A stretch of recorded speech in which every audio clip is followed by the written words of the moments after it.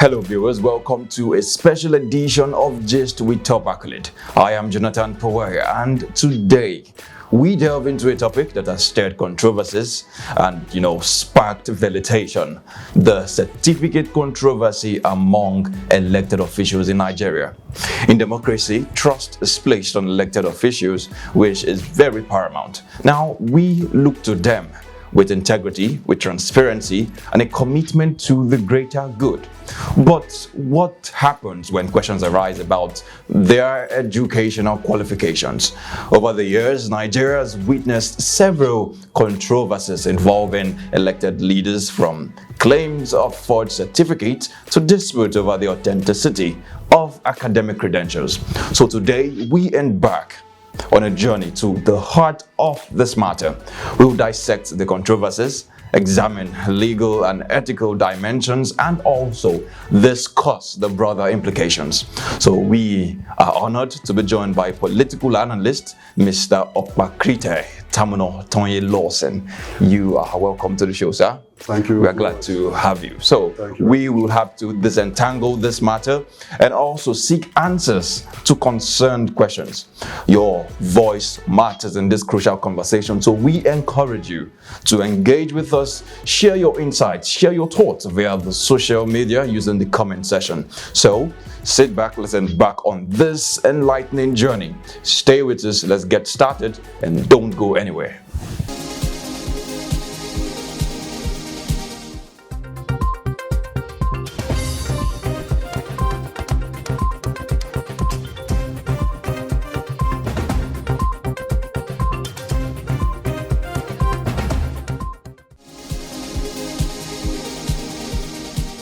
And thanks for staying with us and still joining us, because it is an amazing one so far. We are here to unravel the certificate controversy among leaders in Nigeria. It is a huge one, and we are honored to still be here with Mr. Lawson. It is an amazing one, sir. So we want to dive directly into the whole issue. It's something that people have been asking questions. It's a place of concern also. So to begin with, what role does the verification of educational qualifications play in our political landscape? What role does it play? Oh, thank you. And I would say I'm grateful, and you're welcome. Being honored to be here. Yes. Now, you must understand the fact that as a public figure or as a politician, so before you dived into contest, you must first assume to yourself that you are going out to serve public. That's true. Immediately you have that conviction in your heart. Everything about you needs to be exposed to the public. Exposed to the public. And again, role this whole thing play is, so no, you are learning, your involvement, when it comes to public affairs. Now, for this verification of document by any political group, first, there are processes. Yeah, there are processes, because if you want to, for example, sit an exam. First, there are processes you must undergo. You must not enter university without the minimum requirements, which is 5 credits. That's true. And as soon as that is done, it's expected of you to submit to the relevant authorities to know these are your qualifications or pre-qualifications to the entry of the university. Now, if the role of verifications is made plain, I don't think most of these issues we're having today, we will see them. If it is made plain. If it is made plain. Are you saying it's not currently plain? Yes, it's not, because now let me just tell you one thing. When it's a political party, they have so much role to play. So much role. Will you also know that the individual does not take his certificate to INEC. Rather, it is the party you submit to. The party now takes it The to party INEC. now submits all the documents of the candidates to INEC. Okay, okay. Now, the party do not do much work on their own parts. The party did not do much work on their own part. So why did you say so? Now, because there is always a screening panel set Okay. up by the party Okay. to screen through all your documents. Or your credentials. Everything that concerns you must first be screened by the screening panel of your party before it will be sent to the electoral empire. Okay. And when it gets to the electoral empire, in the electoral act, in some of the, I think one of the sections, I think 33 or thereabout, Okay. it says that if any document concerning a candidate is submitted to the electoral empire, it cannot be changed It cannot be changed.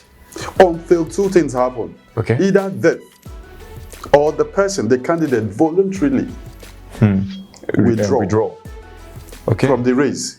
Then there is that window for substitution. But can it be updated?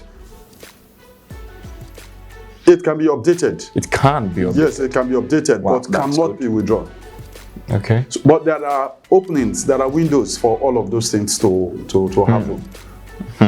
So you can see that the political party are not doing so much so to do all of these things, because it's a product, it's the party's product that is being sold out. Then I have to say, because this brings us to the next question immediately, where they are crying out for accountability. Now, how do we ensure transparency and accountability when verifying the academic credentials of politicians and also public officials?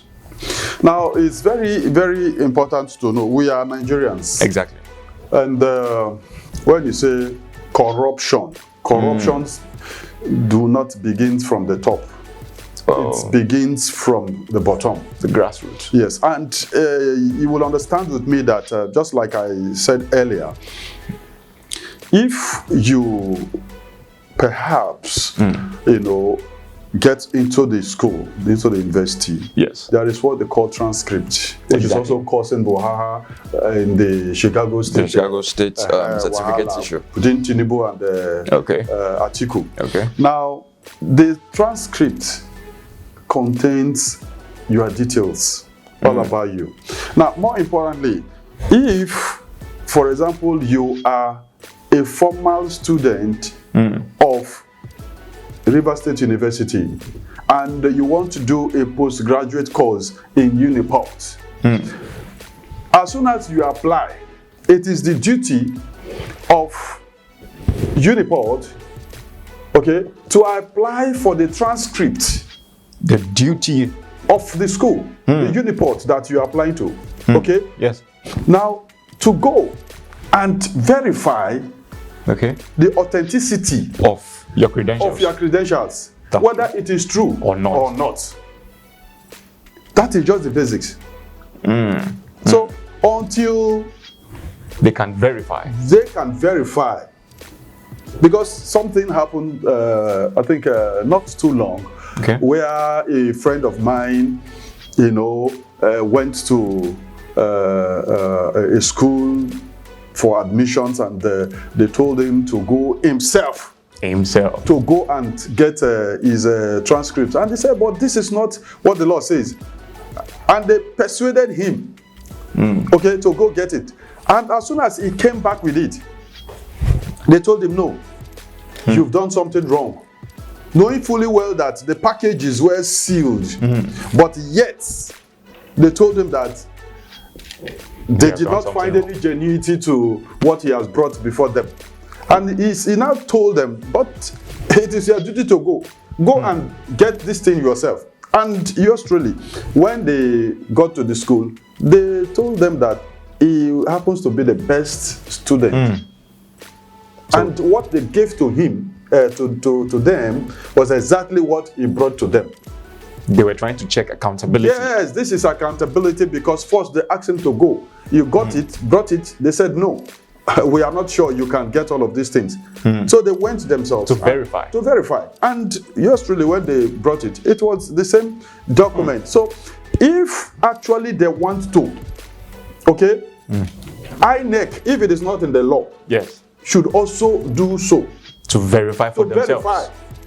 To verify, because they are the electoral empire. So we want to say this applies to verifying the credentials even before contesting or running for a political party or a political post or something. Yes, you must verify. Now, let me also take you far back to a program, an interview program, okay, between Bode George and Tinubu, where when he contested 1999, Bode George happens to be part of the team, okay, of screening, and they also ask him same question after presentation of documents. Yes, they look at the document, went behind to inquire, and they find out that the results so presented to the screening panel, he did not attend the school. He did not think it was fake. It was fake, and that one he claimed to, have gotten that one in Ibadan,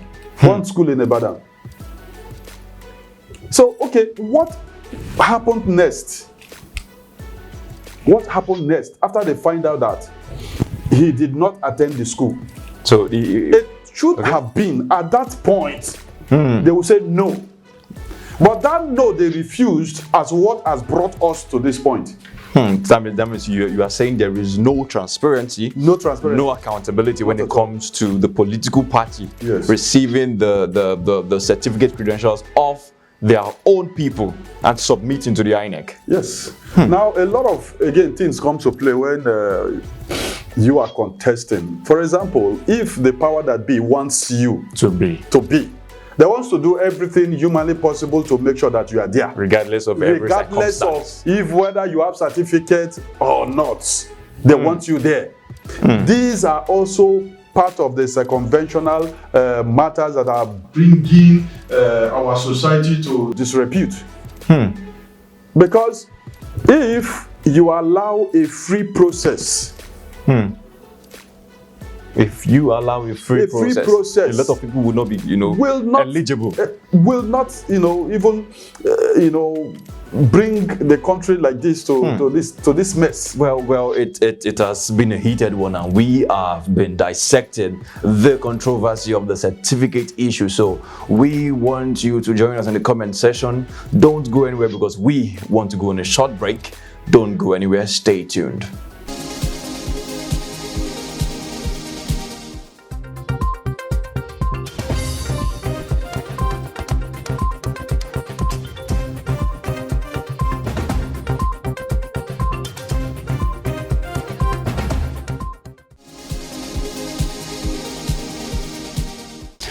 Welcome back to the show. It has been an amazing one so far, and we have been unraveling. So I just want to hope you've been following us. So just getting right back to it immediately because it's a thing to question. Honestly, we want to say, what are the laws? Some people might say there are no laws, but what are the laws and regulations surrounding the disclosure of educational qualifications in Nigeria? What are the laws surrounding it? Now, basically, if you say the law, you can't exactly say this is a particular law that you must disclose your credentials to your party. It's a rule under the normal electoral act. Okay, just a general rule. It's, yes, by the electoral empire that before you contest for example, House of Assembly, there are certain things you must submit. Okay. You must attain a particular level of education. Particular level. Yes, and you are not you know, you are not a bad person that the court has convicted. That's now, just these few things they look at. Just the state. Yeah, if it proceeds to the top, which is the president, you know, where I talk about legibility, you know, the president must not have a dual citizenship. Must not have dual citizenship, as it were. Now, these are just, you know, the acts, the guidelines within the electoral this thing. Now, if you have, you know, all of these guidelines, yes, then why still? Yes, do people fall victim of all of these things? Does this have to do with human flaws? Yes, naturally. Yes, just like I said earlier, you know, most times because we are not accountable to even ourselves, we are not accountable to the people we serve. Okay, it's like, if you want this, you want to get it with all means. You want to be there with all ways. By all means. You understand? All means and ways. You want to get there, you want to get it. So you don't look at anything. Okay? You don't look at the laws, you don't look at even the feelings of anybody. If it requires you to kill, you kill and just get yourself there. These are just the problem. But adding up to the way the human heart has expressed this whole thing to be. Now, are there any legal consequences for public figures who misrepresent their academic credentials? Because if you do what you're not supposed to do, there should be a consequence. Well, there are, because if you go to the constitution that has to do with the Criminal Code Act in Nigeria, 467 of it, I think it specifically talked about forgery. They spoke about forgery. Yeah, they said forgery in general. And any person who forge any document, writing or seal, which unless otherwise slated, is a felony. I think the lawyers should do more of the interpretations to this. And you are going to serve 3 years. 3 years in jail? Yes, in jail. Now, if you go to the other relevant sections of the law that has to do with 137, 137, 1J, that has to do with disqualification of candidates. If any forgery is done, outright disqualification. So for what we've seen so far, now just like making reference to, you know, what is happening in our society in Nigeria, you will agree with me that since the First Republic till now, like we notice, this happens to be the most heated, you know, political season we've had, because it's like a change of button in a new generational outlook. Not really outlook. New argument within new generation and old generation. The kind of revolutions in between. The old people want to continue. And the younger ones are saying no. They want to come in. You understand? Taking an instance of the NSAS. You understand? And the myriad protests that we've experienced over time. Simply because things are not done rightly. That is why we are experiencing all of these things. Now, government is something that you are involved, I am involved, everybody is involved. Even the strangers who are not from the countries are involved, directly or indirectly. Yes. But when things are not done rightly, these are the things you're going to experience. When things are not done rightly. These are the things you're going to experience. So, from your perspective, how do you suggest things could be done rightly? And that also leads us to the final segment, whereby, you know, the most important segment. What impact do these controversies have concerning the public trust? Well, for this one, I would say that this controversy, if you look at both local and international media, is always the headline. It's always the headlines. President Bola Ahmed Tinubu certificate saga. Always the headlines. Always the headlines. And the American court is not like Nigerian courts that normally compromise. Okay. Now, if you can check from the very point they started to when they ended, okay, from Justice Gilbert to Madidu, it's not up to 1 month, but the judgment from the lower court, which is the Illinois District Court, okay, to the higher court, appeal court, it's not up to 1 month. It's not up to 1 month. Do you also know that because of the much transparency in their system, they opened their this thing to public opinion? But in our case, we don't have the public opinion. No, there is no public opinion. Now they look at all of these things and insisted that the right thing must be done. And what is the right thing? For the fact that you've proven, okay, you are competent to serve the public. Whatever that is about yourself, okay, even your family, because it is the taxpayers' money that is used to nourish yourself. Therefore, you should declare your credentials to the people. But in respect to competence, some persons, they claim that being competent doesn't have anything to do with your credentials. Some people claim. To me, I don't want to speak for that, but some people. But to you, how would you merge together the competence of a leader with his credentials? Does his credentials determine his competence? That depends on the positions you want to go and serve. Okay. If you want to go and serve the market women, you don't need credentials. If you want to become a market women chairman or chair lady, you don't need credentials for that. The position. Yes, the position matters. But as far as you want to serve the people in a more legitimate manner, which is government, either the local government chairman, a councillor, even commissioner. You want to become governor, you want to become president, everything about you must be exposed to the public to know you the more, whether you are a criminal or you are not. Because if you're a criminal, you cannot come and serve the people because you are going to, take all that belongs to them.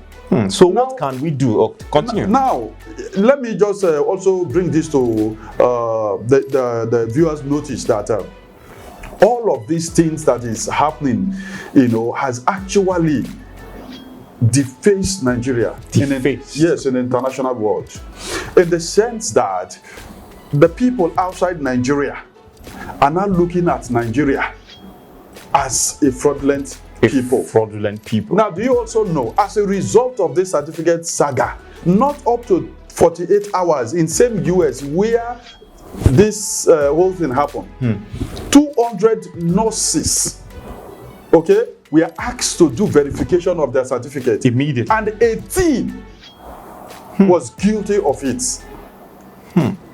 So is it that it is the habits of Nigeria, or this is what we like doing? So how do you suggest we take the rightful steps? It is very simple. Look, there are processes to getting things done. And the only thing is the leader must show example. Must show example.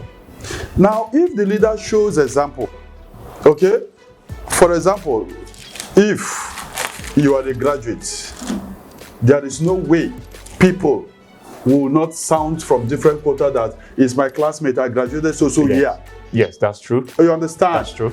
And there are many things, evidences to show that you graduated from a particular school, okay? Yes. Now, for example, I graduated from River State University, okay? The brochure is there. The proof is there. Okay, you can just go to page 9. You are going to see the pictures of those who graduated with me. The day we did convocation, everything is there. My certificate, okay, you can write through the relevant offices to verify if the certificate is true or not. So if the school, after knowing that maybe I did not pass through it, and awarded me that certificate, it means that the school should be held responsible. But to this, the school, after being subpoenaed, told the court that the certificate duly sent to INEC, the electoral empire in Nigeria, Yes. was not their own. There must be accountability. It So all boils down to that. if we are going to look inward, the charity begins at home. Yes. Yes. Let us begin to do things right. And the first step is the leadership must be accountable. Must be accountable, you say. And be responsive, because it's almost like we don't have a responsible government. If you have a responsible government, there are ways government do their things. Now today you can find out that even the things that are, the right duty of government to do, they will not do it either by persuasion or any means. If it is done, you will see the novice, the society will begin to clap hand for them as if they've done what they are not supposed to do. Well, because of our time is fast spent, and we want to really appreciate the fact that we were able to go through the whole situation to this length. We want to say our viewers, hope you have joined us so far concerning the discussion, and please be involved in every activity of the country. We want to say thank you for joining us. It is still the Gist with Top Accolade segment. We want to say subscribe, tune into every of our social media group, and always stay updated. We love you. Have a wonderful day.